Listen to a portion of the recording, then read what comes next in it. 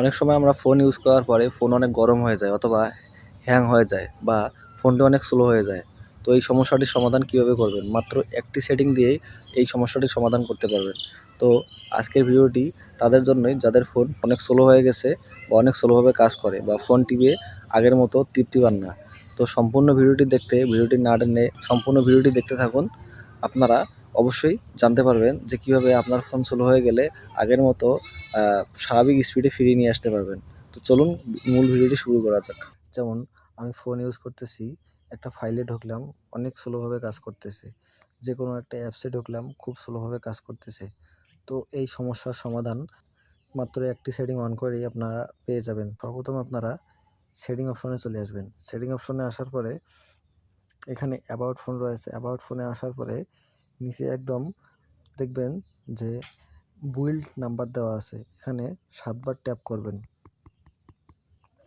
৭ বার tap করার পর বের হয়ে চলে আসবেন। বের হয়ে চলে আসে আপনারা একটা অপশন বের হবে ডেভেলপার অপশন। আমার এখানে নিচে আসেনি। আমার এখানে সিস্টেম অপশনের মধ্যে এসে গেছে।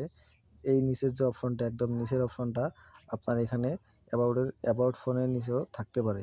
তো ডেভেলপার অপশনে চলে যাবেন। ডেভেলপার অপশনে যাওয়ার পরে এখান থেকে আপনারা স্ক্রল করে নিচে আসবেন।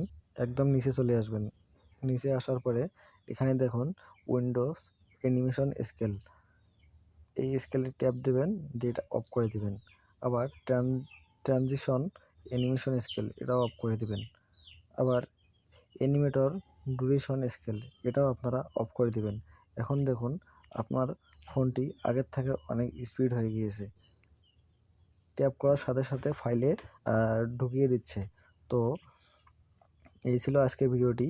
এই সেটিংটা অন করে আপনার ফোন স্লো হয়ে থাকলে অনেক দ্রুত স্পিড বাড়িয়ে নিতে পারবেন। আসসালামু তো আলাইকুম। যারা চ্যানেল থেকে ভিডিওটি দেখছেন সবাই একটু সাবস্ক্রাইব করে দিবেন যেন আমি এগিয়ে যেতে পারি এবং আপনাদের সামনে আরও নতুন নতুন ভিডিও উপস্থাপন করতে পারি। এবং যারা পেজ থেকে দেখতেছেন অবশ্যই পেজটি ফলো করে পাশে থাকবেন। ধন্যবাদ সবাইকে সাথে থাকার জন্য।